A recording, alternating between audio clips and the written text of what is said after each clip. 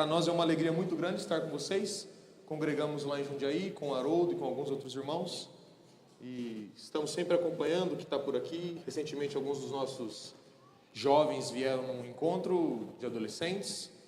E para nós é muito legal estar aqui com vocês. Obrigado. Nós iremos falar hoje, e eu dei um título para a mensagem, e o título é Jesus voltará quando estivermos sendo irmãos.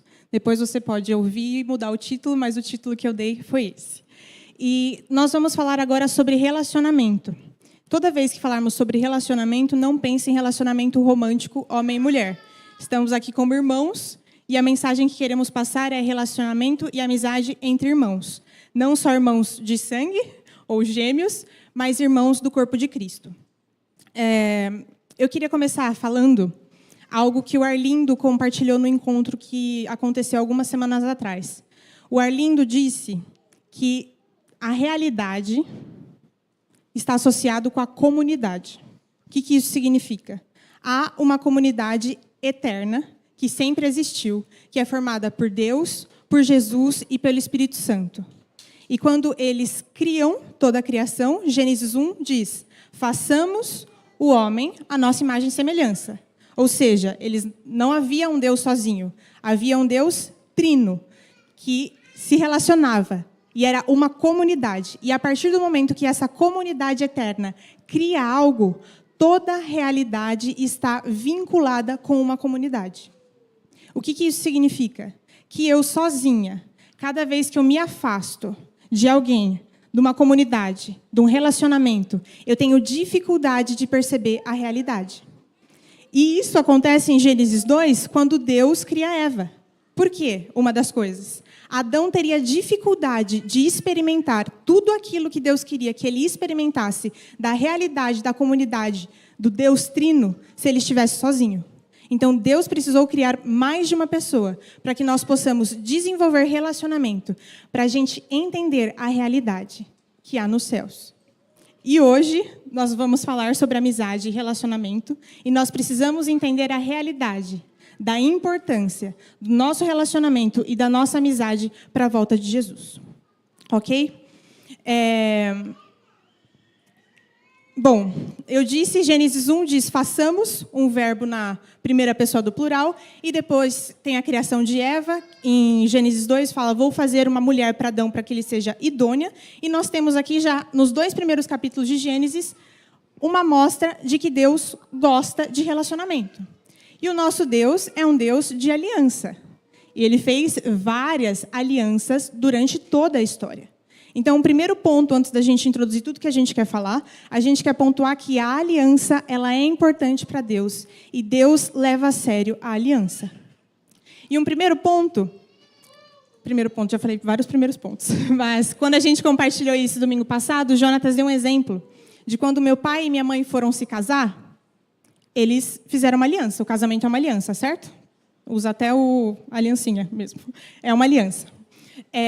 Só que a aliança não é o ponto inicial e não é o ponto final de um relacionamento. Meu pai e minha mãe já se conheciam, já eram amigos, eles decidiram marcar uma aliança e eles continuaram o casamento. Então, o que é aliança? A aliança, ela celebra o que nós vivemos até agora do passado e nós celebramos uma aliança para aprofundar e olhar para o nosso futuro. Então, o que nós estamos falando aqui sobre relacionamento eu já tenho uma amizade com o Jonatas. Eu reconheço minha amizade. Nós éramos amigos, nós vivemos por muitas coisas durante vários anos. Mas agora eu quero aprofundar o meu relacionamento com ele. E para isso eu vou fazer uma aliança. Então, a aliança ela não é um ponto inicial e ela não é um ponto final. A aliança ela é um ponto para aprofundar o nosso relacionamento. Esse é um conceito importante e a gente tem falado muito sobre relacionamento de aliança, vocês têm ouvido muito do Haroldo, possivelmente, sobre isso. E às vezes a gente fica com uma ideia de que o relacionamento de aliança é o objetivo, é o final do que nós temos. Mas o que nós estamos entendendo é que ele não é o final. Nós precisamos de uma aliança entre nós, para que isso abra portas para o que Deus tem para fazer. Então a aliança ela é celebrada reconhecendo o que já foi vivido. E ela aponta para um futuro. E existe um outro conceito dentro disso. Sem aliança, nós vamos bater em um teto do que Deus tem para nós. A realidade é comunidade. E se nós queremos viver uma realidade diferente, precisamos de uma comunidade diferente. Precisamos estabelecer essas alianças e apontar para algo diferente. Então, sim, foquem em estabelecer alianças. Mas lembre-se de que esse não é um fim em si mesmo. Quando eu e Beatriz celebramos uma aliança de irmandade, de amizade, de irmãos em Cristo, irmãos em sangue, não acabou aqui. Agora a gente não pode jogar em ponto morto e pronto, cumprimos o que Deus tinha. Isso é o princípio, é um convite do Senhor para a intimidade, é um convite do Senhor para darmos um segundo passo. Mas se nós queremos aprofundar nessa realidade do que Deus tem para nós, é inevitável que nós cumpramos essas alianças. Sem essa aliança, sem esse relacionamento diferente, nós estaremos estagnados. Podemos até progredir um pouco individualmente, mas nós não daremos um passo maior.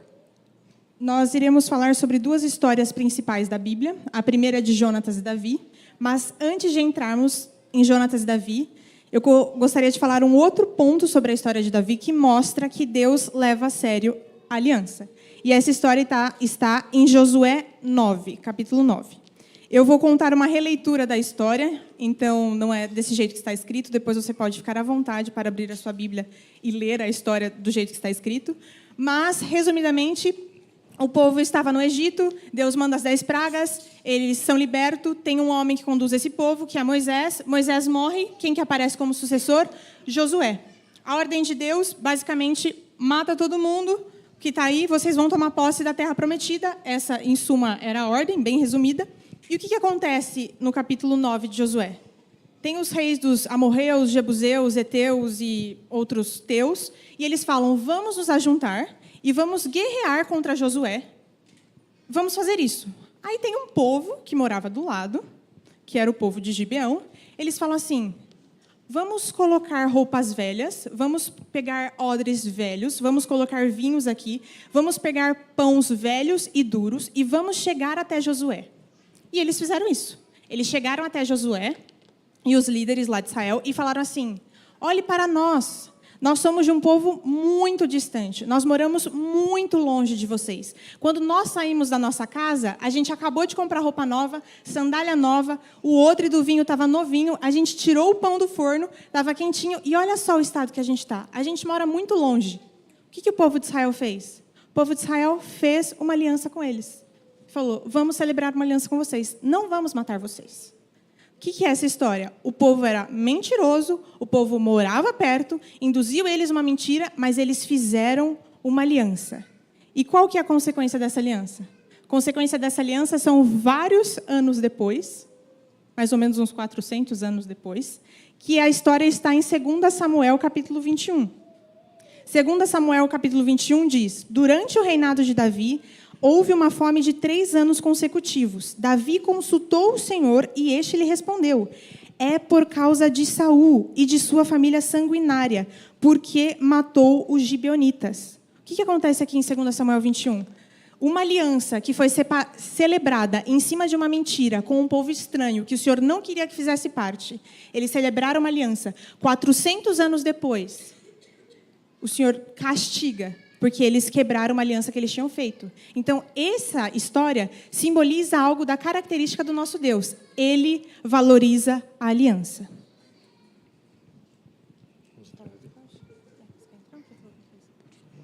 Bom, esse é o ponto inicial, e agora a gente vai entrar para a nossa primeira história que a gente gostaria de falar, que é a história de Davi e Jonatas. Meu irmão chama Jonatas e meu irmão caçula chama Davi, porque meu pai sempre gostou muito dessa história, então vamos começar falando sobre ela. Bom, resumidamente, então, também, em 1 Samuel 16, começa um pouco da história de Davi. Samuel vai até a casa de um homem chamado Jessé, fala, estou aqui porque o Senhor me pediu para ungir um rei. Ele conhece 7 filhos de Jessé e fala, opa, não é nenhum desses que o Senhor quer. E chega Davi, no final da história, que nem tinha sido convidado para a reunião, ele chega lá, vestido de um pastor de ovelhas, porque ele era um pastor de ovelhas e estava no campo. Começa aí, 1 Samuel 16. Capítulo seguinte tem a famosa história de Davi e Golias. Davi foi levar comida para seus irmãos, Golias estava lá, Davi chega e fala, opa, Quem que é esse aí que está afrontando Deus vivo? Ele pega a famosa história com a funda, pega as pedrinhas, mata Golias. Resumo da história. E agora a gente vai ler 1 Samuel 20, 23. Pode abrir, por favor, quem quiser acompanhar. Nós queremos usar 2 histórias de plano de fundo para o que vamos falar e compartilhar com os irmãos. A primeira delas é sobre Davi e Jonatas. Para a gente não alongar muito, eu quero focar em 3 pontos sobre essa história, pontos práticos que precisamos estar atentos, relacionados à nossa vida e o nosso relacionamento de aliança. Esse texto que a Bia leu sobre os Gibeonitas e a ira de Deus sobre o povo, reforça para nós o quanto Deus está interessado nessa aliança e o quanto Deus leva isso a sério. Pessoas da família real precisaram morrer por conta que alguém 400 anos atrás tinha sido enganado e celebrado uma aliança de forma equivocada. Fica o primeiro alerta aqui, atenção com as alianças que você celebra, porque elas precisarão ser honradas. A gente fala muitas vezes sobre divórcio, sobre casamento, está aí um grande exemplo, mas a aliança entre nós, ela precisa ser feita de forma cuidadosa e de forma atenta, porque Deus está interessado nisso. 1 Samuel 20, 23. O primeiro ponto que a gente vai colocar da história de Jonatas e Davi é que Deus tem que estar no centro e ele tem que ser a testemunha da nossa aliança. O versículo diz: e quanto ao acordo que fizemos, aqui é Davi falando com Jonatas. Davi, esse pastor de ovelhas que matou Golias e foi ungido, e Jonatas, o filho do grande rei Saul. Eles dizem: e quanto ao acordo que fizemos, o Senhor é testemunha entre nós dois para sempre. De forma bem resumida, o primeiro ponto é: o Senhor tem que ser testemunha da nossa aliança.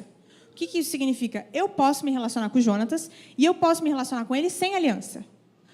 Mas eu quero me relacionar com a aliança. Primeiro ponto, vou fazer uma aliança com Jonatas, vamos aprofundar o nosso relacionamento. Mas segundo, o Senhor tem que ser testemunha da nossa aliança. Se o Senhor não tiver testemunha da nossa aliança, seremos apenas amigos. Como todo mundo tem amigos. As pessoas do mundo também se relacionam, as pessoas do mundo se relacionam em clube, as pessoas do mundo também se casam, mas elas não têm algo principal dessa aliança, que é o Senhor.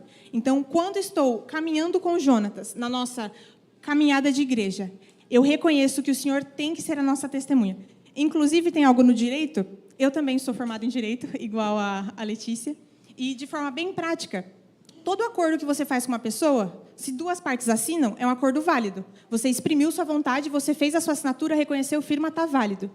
Só que, no direito, o contrato fica mais válido e mais eficaz se tem a assinatura de duas testemunhas. Isso mostra que o quê? Se alguém testemunhou esse acordo, ele está mais válido. Tem uma outra terceira pessoa. Então, o primeiro ponto é, no meu relacionamento de aliança com cada um dos meus irmãos da igreja, o Senhor tem que ser a testemunha dessa nossa aliança. E é importante nós nos atentarmos para isso, porque muitas vezes estamos vivendo entre irmãos convertidos e o Senhor Jesus não é o centro da nossa aliança. E daí nós passamos a nos relacionar como qualquer relacionamento por aí, como um colega de trabalho, como um colega de faculdade, como um colega do futebol. Porque nós temos relacionamentos uns com os outros, mas precisamos nos atentar para o fato de que o Senhor é a testemunha disso. O seu relacionamento com a pessoa que está aí do seu lado, ele é selado por um sangue que foi caro. Jesus morreu para que tivéssemos aliança. Jesus morreu para que fôssemos reconciliados com o Pai e uns com os outros. Jesus morreu, e Efésios 2 fala, para que o muro de separação fosse quebrado. Agora não somos mais individuais, somos membros uns dos outros, coparticipantes, co-herdeiros.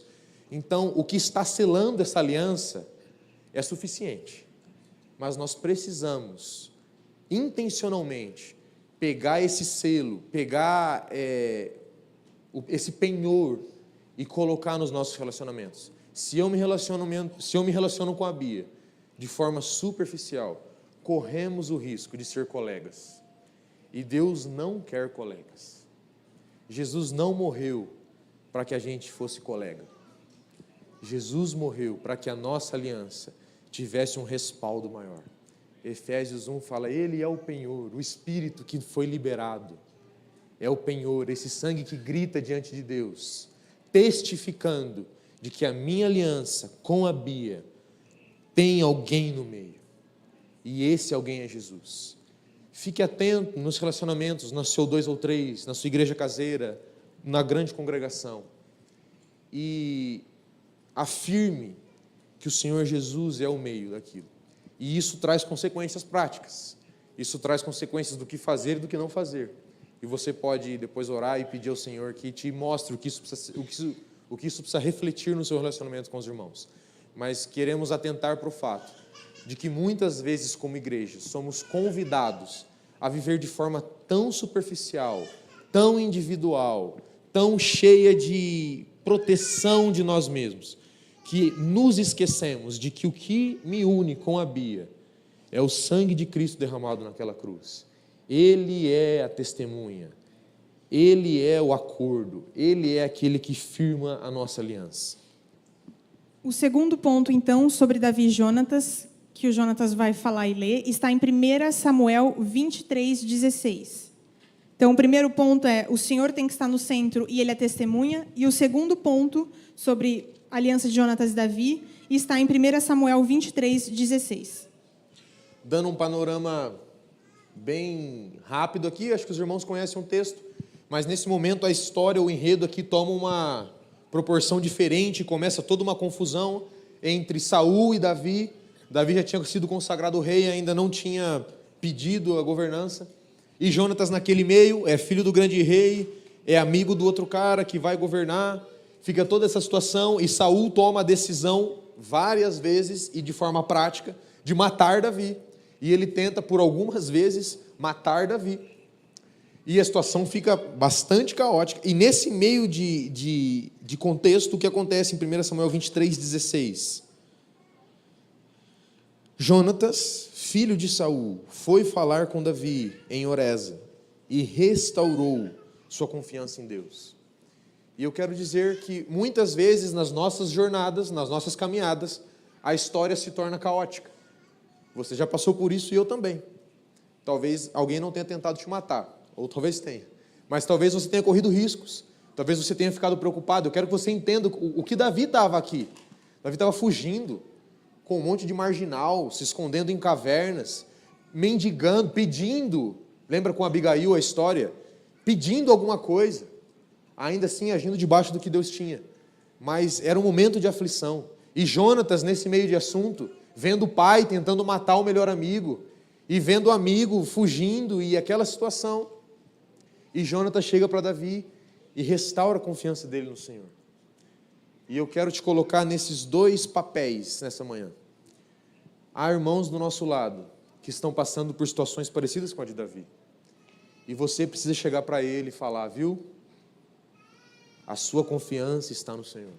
Nós cantamos uma canção que eu não conhecia hoje, falando sobre Salmos 46. Mas nosso Deus reina. Nosso Deus governa. Ainda que as águas levantem, ainda que os montes lancem seu brumido, nosso Deus reina. Ele despedaça o arco, Ele quebra a lança. E às vezes nós precisamos, às vezes não sempre, precisamos estar atentos à luta que o nosso irmão está enfrentando. Porque o Senhor é testemunha entre nós, voltando ao primeiro ponto. Mas muitas vezes eu preciso olhar para a Bia, e isso acontece, tá? Não estamos falando algo distante. Eu preciso olhar para a Bia e falar assim, Bia, o Senhor é o Senhor que está cuidando das coisas. Ela indo para Chipre agora, Bia, o Senhor está cuidando das coisas. É a minha função. Às vezes você não pode, nem acredita tanto, mas verbalize isso, irmão. Porque pode ser que depois você precise. E alguém vai precisar olhar para você e falar assim, viu? A nossa confiança não está nas circunstâncias. Nossa confiança está no Senhor. Jonatas chegando para Davi e fala assim, viu? Você foi ungido. Chega. Samuel veio e derramou azeite sobre você. Você vai reinar. Essa é a vontade de Deus. Descansa. Confie no Senhor. E as lutas que os nossos irmãos estão passando, e nós queremos sempre voltar nesse ponto, são responsabilidade sua. Os problemas que a pessoa do seu lado está enfrentando, faz parte da carga que você precisa carregar. Um peso é dividido na aliança. Mas nós precisamos estar atentos ao que o irmão está passando. E ir lá e falar, viu? Nossa confiança é no Senhor. Então convide o Senhor a estar mais intencional no meio de vocês. E esteja atento para isso, para levantar o irmão quando precisa. Nós não estamos falando aqui de ficar bajulando, tá bom? Mas nós estamos falando de que a nossa confiança está no Senhor. E isso precisa ser reforçado. Isso precisa ser lembrado. Eu quero trazer à memória o que me dá esperança. E quando o outro faz isso, a eficácia é muito maior. Porque às vezes você fica, não, o Senhor está... Mas sozinho, às vezes cansa. Mas quando alguém vem e olha no seu olho e fala, o Senhor está reinando. E isso é suficiente. Então, quando você estiver passando por essa situação, colhe um irmão e fala assim, viu, restaura minha confiança no Senhor. Mas seria tão lindo, né, se a gente estivesse atento à necessidade do irmão e fosse lá e levantasse e colocasse ele para prosperar. Abençoar significa liberar para prosperar. E às vezes nós não estamos sendo abençoados, nós não estamos sendo frutíferos, nós não estamos fluindo, porque falta essa liberação. E você é responsável pelo irmão que está do seu lado, para liberar ele, para empurrar ele, para levantar ele. Às vezes às custas de você se machucar, se cair, se afastar. E aqui Jonatas, que era para ser o rei futuro, ele fala assim, Davi, você vai reinar. E o que está incluso nessa frase? Eu, que tenho direito ao reino, não vou fazer isso. Às vezes está incluso você abrir mão de uma coisa sua, para você levantar o irmão. E isso é um ensinamento da aliança. E precisamos estar atentos. Isso que o Jonatas falou foi prático na nossa vida algumas semanas atrás, antes de compartilharmos isso em Jundiaí. Eu estava por uma fase bem desanimada e sem esperança, e eu tive uma conversa com o Jonatas no escritório de casa, e ele restaurou minha confiança no Senhor. E quando a gente estava escrevendo para compartilhar isso, eu falei, esse é um ponto que você fez comigo. Você restaurou minha confiança no Senhor. E para a gente restaurar a confiança do irmão no Senhor, a gente precisa conhecer o coração do irmão. A gente precisa saber pelo que o irmão está passando. Se eu não conheço o Jonatas, se eu não sei as lutas dele, dificilmente eu vou saber quando ele está desanimado, para eu injetar esperança no coração dele. Então, se a gente está vivendo de uma forma que o meu coração, as pessoas não têm acesso ao meu coração, eu corro sérios riscos de estar desamparada e sozinha nas lutas que eu enfrento. E o que o Jonatas mencionou está no capítulo seguinte, no versículo seguinte. Porque o versículo 26 diz, Jonatas, filho de Saul, foi falar com Davi em Oreza e restaurou sua confiança em Deus. 17. Ele lhe disse, não temas, porque as mãos de meu pai Saul não te tocarão. Tu reinarás sobre Israel e eu serei o segundo no reino. Saul, meu pai, bem sabe disso. Davi foi além de restaurar a confiança no Senhor. Ele reafirmou a identidade de Davi.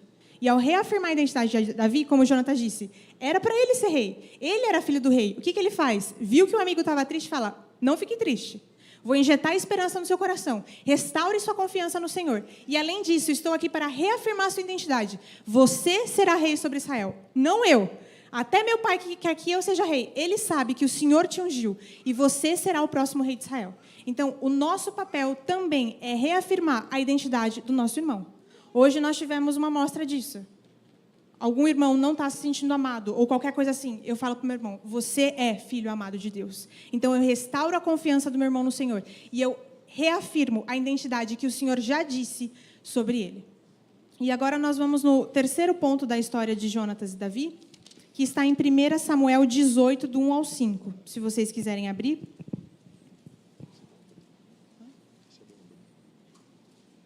Esse é bom abrir porque nós vamos destrinchar um pouco mais. 1 Samuel 18. É aqui que a aliança é celebrada inicialmente. Até agora eram basicamente desconhecidos. Davi era ninguém até agora. E eu quero que você leia esse texto entendendo que Davi, até esse momento, era um pastor de ovelhas. E Jonatas era um guerreiro consagrado, um guerreiro valorizado, filho do rei. E eles chegam na situação de Golias, e aqui está a celebração de uma aliança entre os dois. 1 Samuel 18, 1. Depois que Davi terminou de falar com Saul, Jonatas se tornou muito amigo de Davi, e Jonatas o amou como a si próprio. Daquele dia em diante, Saul o manteve consigo, e não permitiu que voltasse para a casa de seu pai. Abrindo um parênteses aqui, Estar junto não quer dizer que temos aliança. Tá a prova disso. Saul fez questão que Davi tivesse com ele, mas eles estavam muito longe de ter uma aliança da forma como estamos falando. Então, não é só gastar tempo junto. Precisa gastar tempo junto, mas não é só. Não é eu estar com a Bia, cada um no celular, sentado no mesmo sofá, que vai nos fazer aliançados. Exige um trabalho e exige sacrifício. 3. Então Jonatas fez uma aliança com Davi, porque o amava como a si mesmo. Jonatas tirou a capa que vestia e a deu a Davi, como também sua armadura e até mesmo sua espada, seu arco e seu cinto. E Davi ia aonde quer que Saul enviasse, e era sempre bem-sucedido. Por isso, Saul o colocou no comando das tropas, e isso pareceu bem a todo o povo e até aos servos de Saul. E veja como é que essa aliança ela é útil para transformar o que Davi seria no futuro.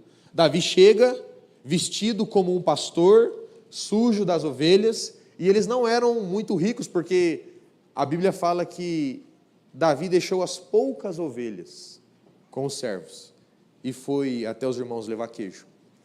E eles estabelecem uma aliança, e Jonatas tira aquilo que o configurava como guerreiro, aquilo que o configurava como filho do próprio rei, e dá para Davi, que então passa de ser um pastor de ovelhas e recebe as ferramentas necessárias para ser um guerreiro que vai lutar por Israel ali em diante. E se você se lembra bem da história, a partir desse momento, Davi começa a ganhar notoriedade no exército. Davi começa a crescer diante de Israel. Davi começa a cair na graça do povo. Saul matou seus milhares e Davi seus 10 milhares. A aliança que Jonatas fez com Davi preparou Davi para o que ele ia fazer para o Israel dali em diante. O que você tem para fazer no futuro pode ser preparado e deve ser pelos irmãos que estão do seu lado. As ferramentas que você precisa estão na pessoa do seu lado. E por outro lado, você está carregando coisas que às vezes você não sabe nem porquê, mas que o seu irmão precisa para cumprir aquilo que Deus tem para ele. Davi seria um guerreiro, isso estava escrito. Davi seria o maior guerreiro que Israel já teve. Mas ele recebeu as armas de Jonatas para lutar. Na próxima guerra, se essa aliança não tivesse acontecido, estava Davi lá de novo, com a funda e com a pedrinha. Talvez desse certo, né? Porque não tem a ver com a ferramenta, tem a ver com o Senhor. Mas Davi recebeu as ferramentas necessárias para cumprir o chamado de Deus na vida dele, através de Jonatas. E mais uma vez eu quero que você entenda que Jonatas abriu mão de algo que era dele. A gente não quer exagerar muito o texto, mas possivelmente a armadura de Jonatas não era qualquer armadura. Ele era filho do grande rei de Israel. Certamente a armadura dele era diferentona. Tanto é que depois tem algumas guerras com Ezequias, você lembra? E um pede para se vestir com a armadura do rei era diferente, entenda esse ponto. E Jonatas tira aquela armadura e dá para Davi, num sentido de que eu sei o que Deus tem para você. Deus está te formando um guerreiro. Toma o que você precisa. O que é que Deus tem para a vida da pessoa que está do seu lado? Às vezes nem ela sabe muito bem. Davi não tinha muita noção do que estava acontecendo aqui, sabia? Davi não foi lá lutar com a grande pretensão de ser rei. Tanto é que os irmãos zombam dele e ele, não, eu só quero ouvir, eu só estou perguntando. É pecado perguntar? Davi não tinha muita noção, mas quando Jonatas olha, ele afirma algo sobre a vida de Davi, e a vida de Davi é transformada. Não só a vida de Davi, como o futuro de Israel, como as guerras que seriam forjadas dali em diante.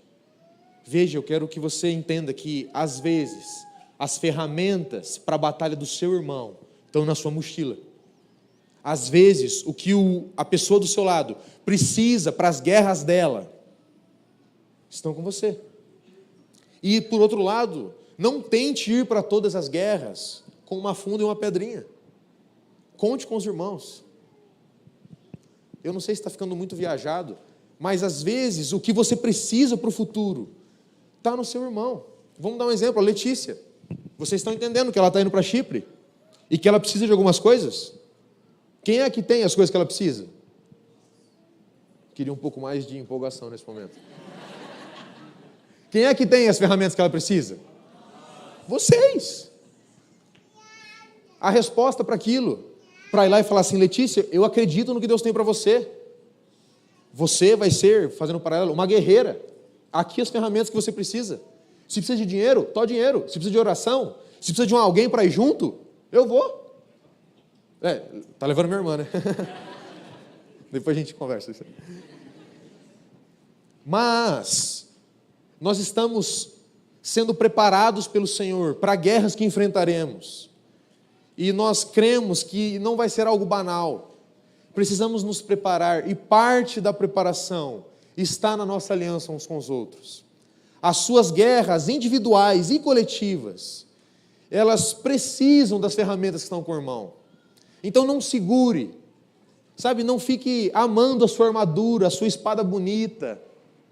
Se um irmão, você olha e fala assim, é para ele, A gente podia contar centenas de histórias de irmãos que fizeram com isso, que deram, por exemplo, instrumentos de música. Fala assim, irmão, eu toco violão, mas acho que você está melhor do que eu. Está aqui. Vai lá. É algo prático, mas podemos transmitir para algo espiritual. Às vezes você tem dons, você tem cargas, você tem pesos que o seu irmão precisa. Compartilhe com ele. Reforce, anime ele. E dê as ferramentas que ele precisa. Estamos entrando em batalhas. E precisamos fazer uma troca de ferramentas para estarmos melhor equipados para aquilo que Deus tem para nós. Esse exemplo que o Jonatas deu de dar instrumento, ele deu domingo quando nós compartilhamos com o nosso grupo lá em Jundiaí, e tem um irmão que toca violão e ele deu esse exemplo. Bom, se alguém sentir, dá um violão novo para o irmão, ele precisa de um violão melhor.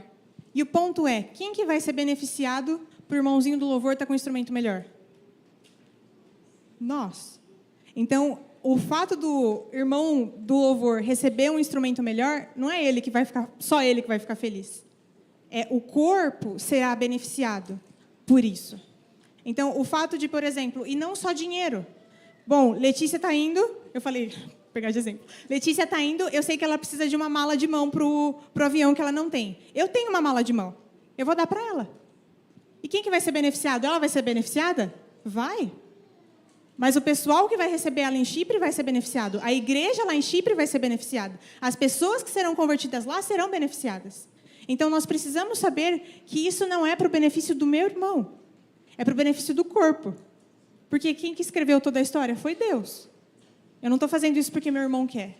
Eu estou fazendo isso porque o nosso Deus, que nos ama e escreveu a nossa história como corpo, Ele projetou isso e eu preciso dar isso para o meu irmão. E o interessante é que nesse capítulo de Samuel, no capítulo anterior, a gente viu que Jonatas restaurou a confiança, reafirmou a identidade, só que ele não parou aí. Então, eu posso orar pelo meu irmão, eu posso interceder pelo meu irmão, eu posso restaurar a confiança que meu irmão tem no Senhor, mas ele foi além disso. Porque, beleza, meu irmão chega, eu oro, meu irmão chega, eu oro. Precisa disso. É o segundo ponto. Mas Jonatas foi além. Ele pegou coisas materiais e deu para ele. E nós precisamos fazer isso. De vez em quando a gente se acomoda nesse segundo ponto de meu irmão está triste, vou consolar, vou chorar com os que choram. Beleza, mas tem algo além. Tem algo material, tem algo prático, mais palpável que a gente possa fazer. E algo que eu achei interessante é que Jonatas era um guerreiro. Então, ele sabia o que Davi ia passar e ele deu as armaduras. Mas muitas vezes isso não vai acontecer. Eu não sou uma guerreira, mas eu sei que o Senhor chamou meu irmão para ser um guerreiro. Mesmo assim, eu posso ter instrumentos para dar para ele. Mas no caso de Jonatas, ele abriu mão de coisas que ele precisava. Ele não abriu mão de algo que ele deixou na casa dele, ou ele abriu mão de algo que para ele era indiferente. Não. Para mim, dava até a entender que ele estava com a armadura, porque ele era um guerreiro, ele estava lutando, e o que ele faz? Ele se despoja dessa armadura e dá para o outro. Então, era algo que ele estava usando e que ele precisava. E muitas vezes a gente precisa fazer isso. Eu preciso disso, mas eu sei que o meu irmão precisa mais. E eu vou tirar de mim e vou dar para ele. E o que a gente queria falar também nesse ponto é não olhar para você mesmo agora. Não olhar para, nossa, eu preciso disso, e o Senhor me chamou para isso, e os irmãos do meu lado não reconhecem. Ou os irmãos do meu lado sabem que o Senhor me chamou para ir para algum lugar, só que eles não estão dando instrumentos. Essa não é a hora. Essa hora é de você olhar para quem está do seu lado esquerdo, para quem está do seu lado direito e para quem você anda. E, inclusive, vou até ler aqui para ficar com o respaldo bíblico do que eu estou falando. Em Filipenses 2, 1-4, diz: se há, pois, alguma exortação em Cristo, alguma consolação de amor, alguma comunhão do Espírito, se há entranhados afetos e misericórdias, completai a minha alegria, de modo que penseis a mesma coisa, tenhais o mesmo amor, sejais unidos de alma, tendo o mesmo sentimento. Nada façais por partidarismo ou vanglória, mas por humildade, considerando cada um os outros superiores a si mesmo. Não tenha cada um em vista o que é propriamente seu, senão também cada qual é dos outros. Então, nós terminamos aqui esse terceiro ponto. Só dar uma última questão. Nós estamos falando de coisas materiais para tentar exemplificar, mas nem sempre é só material. Às vezes, você tem algo para dar que não é visível, e seu irmão precisa. Aquele garoto tinha uns pães, uns peixinhos, e ele deu, às vezes sem saber o que aquilo se tornaria. E Jesus fez um milagre. Então, às vezes, você tem pouco para dar, mas não economize.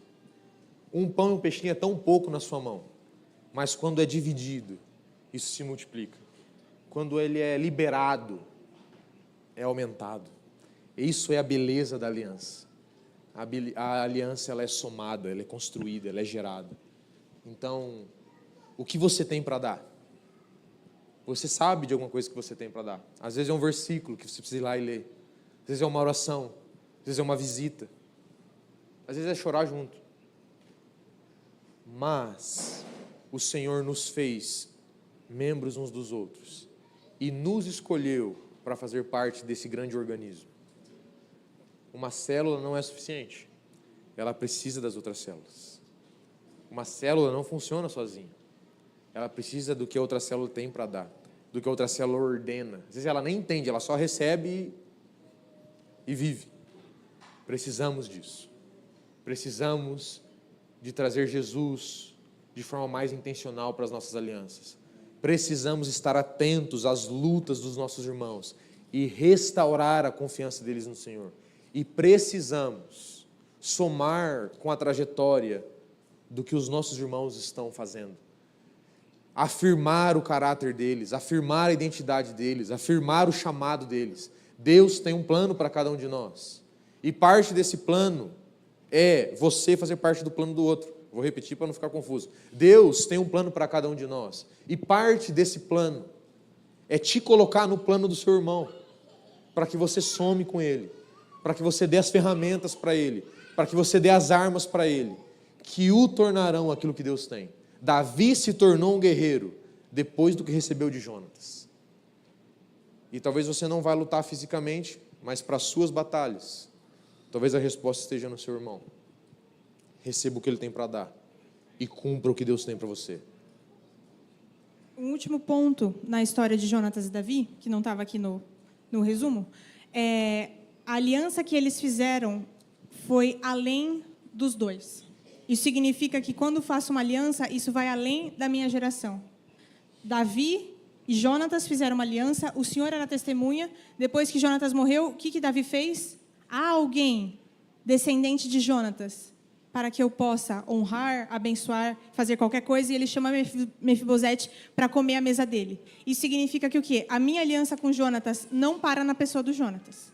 A minha aliança com ele vai se estender à esposa com quem ele for casar, vai se estender aos filhos dele. A minha aliança não para com ele. Então, esse é um outro ponto muito importante. E agora a gente vai para a nossa última história e para o centro do que a gente quer falar, que é a história de Ruth. Se você quiser abrir o livro de Ruth, a gente vai ler alguns versículos.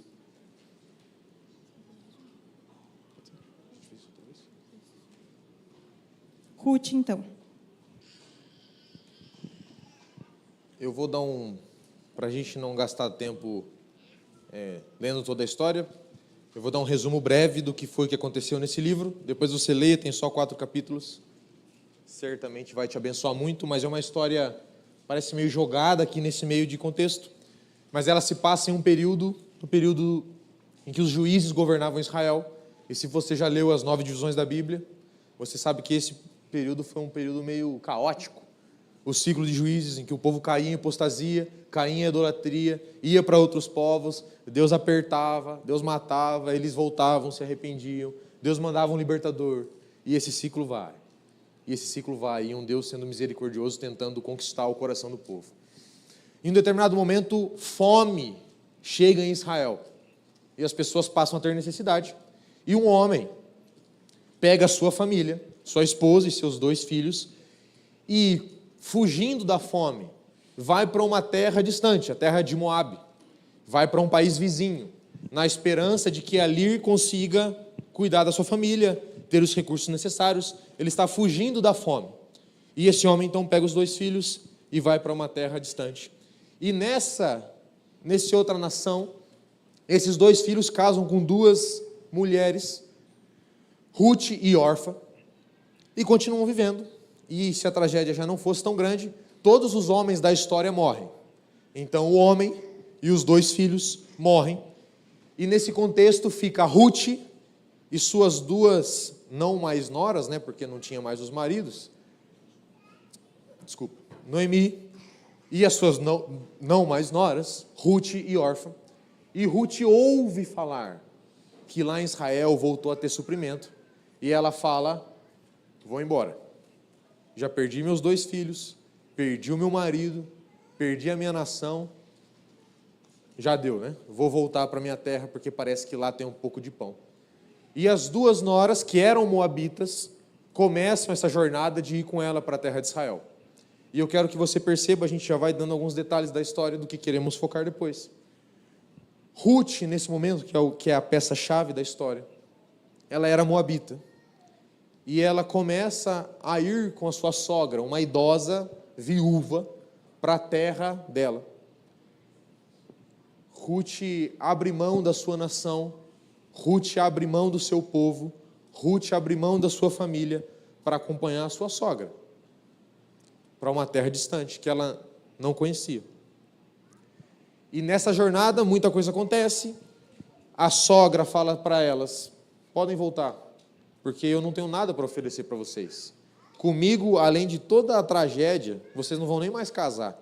Então é melhor vocês se submeterem à vergonha e voltarem para a casa dos seus pais, e vocês vão viver como viúva. Ser cuidado pelos pais de vocês, na terra de vocês, é menos pior, né? De todos os cenários muito ruins, esse humanamente parecia de fato o menos pior. E as noras falam: não, nós iremos com a senhora. E tá bom, elas caminham mais um pouquinho. E a sogra de novo fala: não, vocês não estão certas, não. Vocês precisam voltar. Eu vou passar necessidade, mas é a minha terra, é o meu povo. Voltem para a terra de vocês, para vocês cuidarem de vocês. Aqui vocês vão correr perigo, vocês vão correr risco, e vocês não vão ter nenhuma chance de nada dar bom. Vai dar ruim para vocês. E uma das mulheres, Orfa, despede com um beijo e chora e volta para a terra. E depois não sabemos o que ela aconteceu, mas Ruth estabelece uma aliança com a sogra de ficar com ela até o final. A Bia vai ler o que Ruth fala. Então, nesse contexto, elas estão voltando para a terra. E Ruth está abrindo mão da sua nação, está abrindo mão da possibilidade de algo não muito ruim, que era ficar na casa do pai, para escolher a pior cenário de todos, que era, além de ser viúva, além de ser pobre, ela iria para uma nação distante e com uma velha ainda, que também era viúva e que também era pobre. Então ela abre mão da possibilidade de voltar para a casa do pai. E a gente sabe que viuvez, nesse contexto, não era algo muito bom, aliás, em nenhum contexto é. Mas ela abre mão dessa possibilidade de ser cuidada pelo pai dela, de estar na nação dela, e decide ir com a sogra para uma outra nação. E a resposta está no versículo 16, e é um versículo muito usado até em convites de casamento, mas o contexto não era de um homem para a mulher, era de uma nora para sua sogra. E o versículo diz: não insistas comigo para que te abandone e deixe de te seguir, pois aonde quer que fores, irei também, e onde quer que ficares, ali ficarei. O teu povo será o meu povo, e o teu Deus será o meu Deus. uma coisa que eu acho interessante nessa história é que, além de Ruth decidir firmar uma aliança com sua sogra Noemi, ela poderia falar, não, tudo bem, eu vou cuidar de você, mas vamos voltar comigo para a casa do meu pai e vamos para a minha terra, para a minha cultura. Não. Noemi fala, eu vou voltar. O que ela faz? Ela fala, eu vou com você, aonde você for. Então, a ideia, Ruth poderia, entenda aqui, Ruth, o Jonathan disse, mulher já não era tão bom naquela época, viúva piorou, pobre piorou ainda. Ruth, pelo menos, já era nova, ela poderia tentar um outro casamento. Ela abre mão de um possível futuro melhor, ela nem chama a sogra com ela fala, não, se você for voltar para a terra dos seus pais, eu vou com você. E é interessante...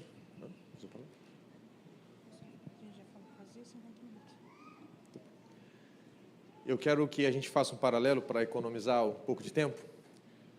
Veja essa história bem resumida e um pouco forçada da minha parte. Uma mulher improvável já tinha sido casada com outro homem, estrangeira, sem muito futuro. Ela vai para uma terra distante e conhece um homem muito bom, muito rico, bem visto pelas pessoas e solteiro. Veja o paralelo de novo. E eu quero que você se reconheça na posição da mulher. Uma mulher pobre, miserável, sem nada para dar. Ela não tinha as ferramentas, viu? Ela só tinha a coragem mesmo, que foi o que ela deu e foi suficiente para a caminhada.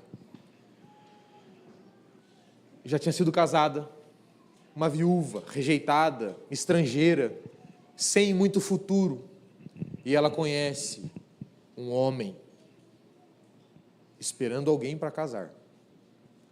Um homem solteiro, rico. Ele tinha algo para dar. Ele era bom. E se você não pegou ainda, estamos falando de uma história, de um casamento, em que uma noiva se casa com um noivo.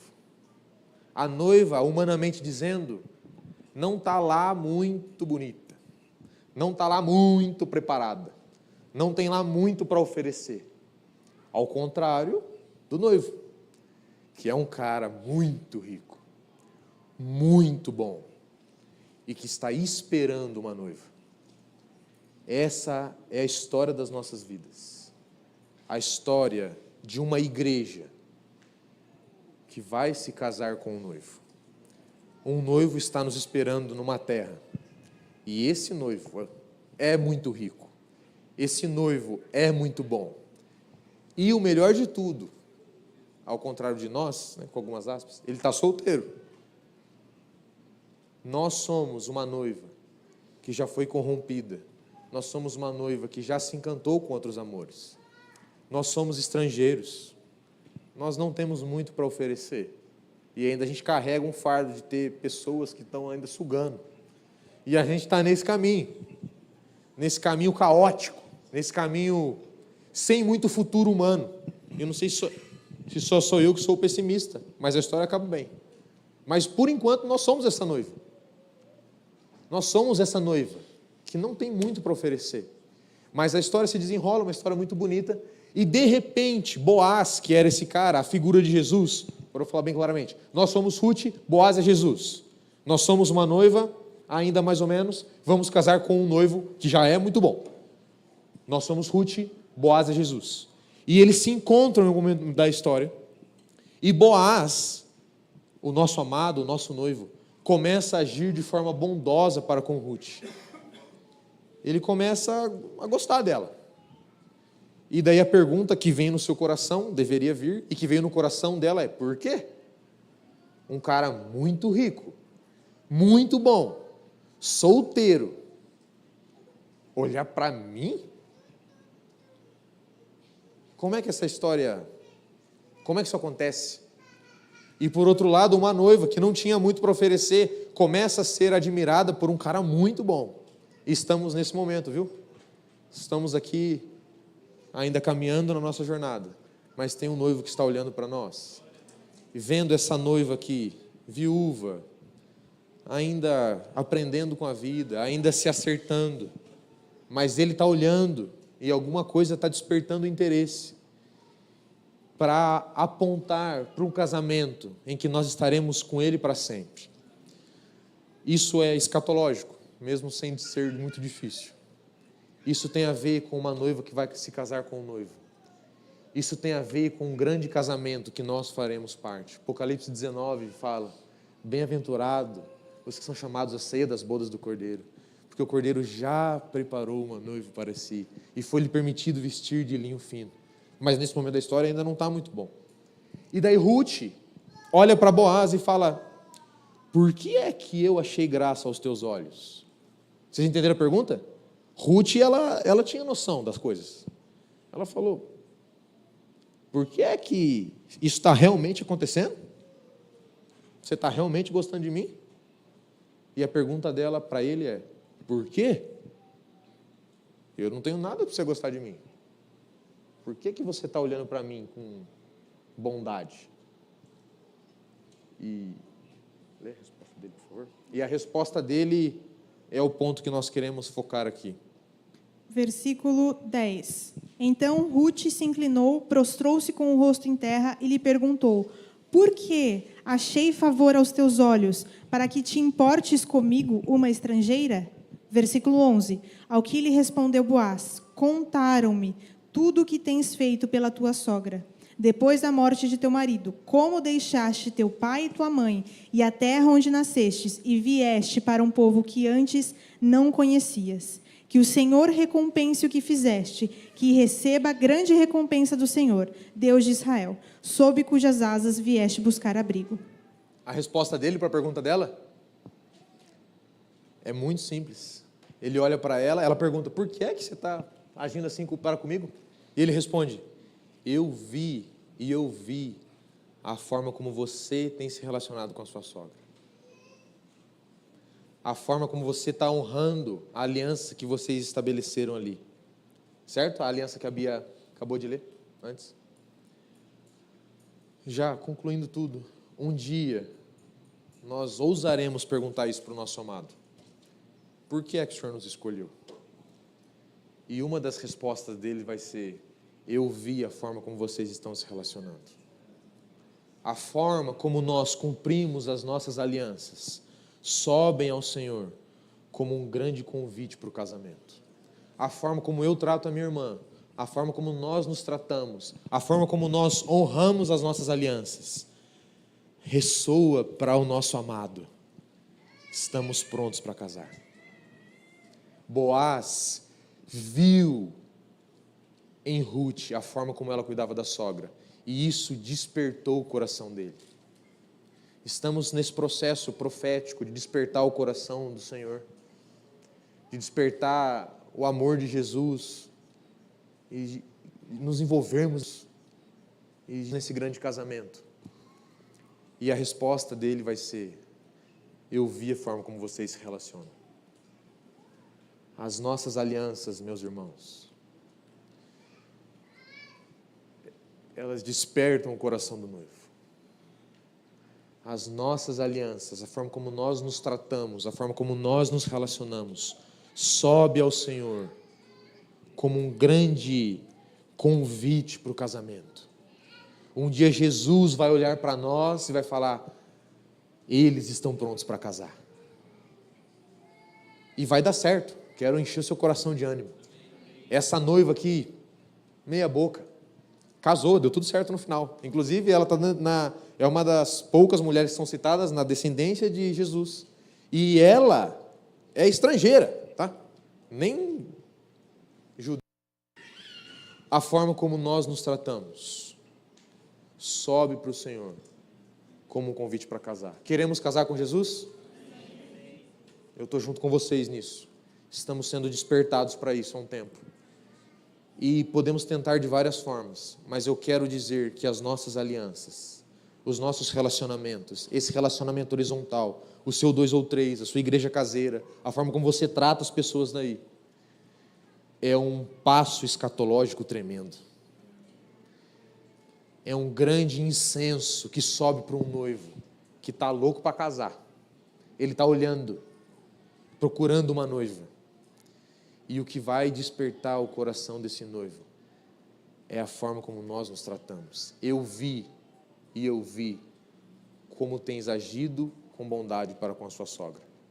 Ruth não foi obrigada a estabelecer aliança nenhuma. Ruth podia, humanamente dizendo, voltar para a casa dela. Ela decidiu abrir mão de um possível futuro razoável para correr risco. E é isso que depois a sogra fala: você vai ser violentada, você vai ser abusada, vão bater em você, a gente vai passar fome junta. E ela fala: ei, eu entendi, mas eu vou com você. E depois Boaz fala: eu vi isso daí e eu gostei.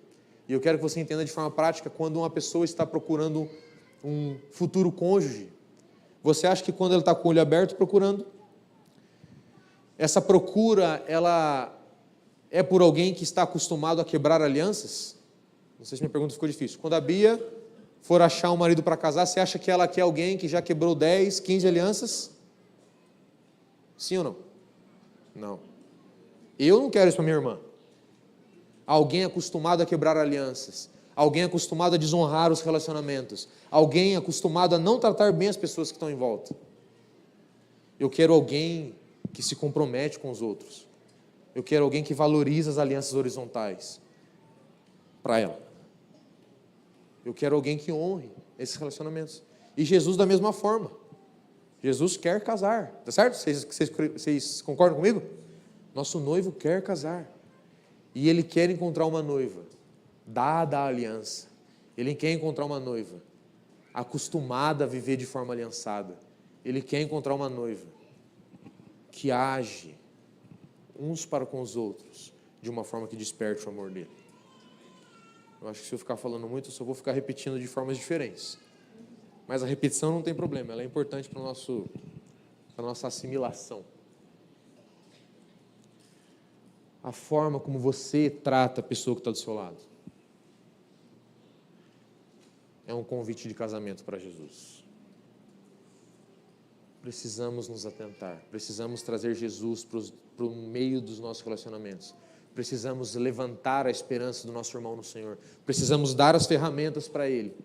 Precisamos honrar aquilo que estabelecemos. E o porquê disso? Porque vai doer, tá bom? Veja, eu estou sendo otimista. Vai doer. Vai ser duro. Você vai perder coisa sua. Às vezes vai machucar. Mas olha para lá e fala: Jesus deu um passo mais para cá. Um brilhante foi colocado no vestido da noiva. Toda vez que os nossos relacionamentos funcionam assim, isso é um testemunho para o Senhor de que queremos casar. Queremos casar com o noivo? Eu também quero. Então eu estou engolindo muito sapo. Eu estou tirando as coisas que são minhas. Estou dando para as pessoas que estão do meu lado. Estou honrando as alianças que eu estabeleci. Para quê? Para despertar o amor do noivo. Para despertar o amor de Jesus. Boaz viu isso em Ruth e se apaixonou. Um dia Jesus vai olhar para a gente e vai abrir um sorrisão, né? É isso aí que eu estava procurando. Uma noiva aliançada. E aí a história vai só melhorar. Aí vai dar tudo certo. Aí realmente conseguiremos cumprir aquilo que o Senhor tem desejado. Mas eu quero te animar e te exortar a se relacionar de forma intencional, a se relacionar de forma a mostrar para Jesus que queremos casar. Não meia boca, não mais ou menos. Abra o seu coração diante dos irmãos, estabeleça com eles aliança, para que Jesus volte. Até que Ele venha, nós faremos isso. Em resumo, é que o noivo, o nosso noivo, veja com alegria a forma pela qual nós nos tratamos e que isso faça Jesus se apaixonar. Então, a forma com a qual eu cuido do meu irmão, eu presto atenção, eu sirvo, eu injeto esperança, eu oro, eu intercedo, eu dou bens, dou palavras, que isso faça do nosso Jesus um noivo apaixonado. E que, de fato, um dia, igual o Jonas falou, nós possamos perguntar: Jesus, por que nós achamos favor perante os teus olhos? E ele vai responder: eu vi o jeito que vocês estão se tratando um ao outro, o jeito que vocês estão sendo irmãos, como eu queria. E outra coisa interessante é que Ruth, Jonatas falou, Ruth está na genealogia, ela gerou Obed, Jessé, Jessé gerou Davi, Davi gerou Jesus. Então, ela tratou bem a sogra dela, Boaz viu, ela casou e trouxe Jesus. E da mesma forma que ela trouxe Jesus, que o jeito que eu posso tratar meu irmão, cada um dos meus irmãos, isso posso trazer Jesus também.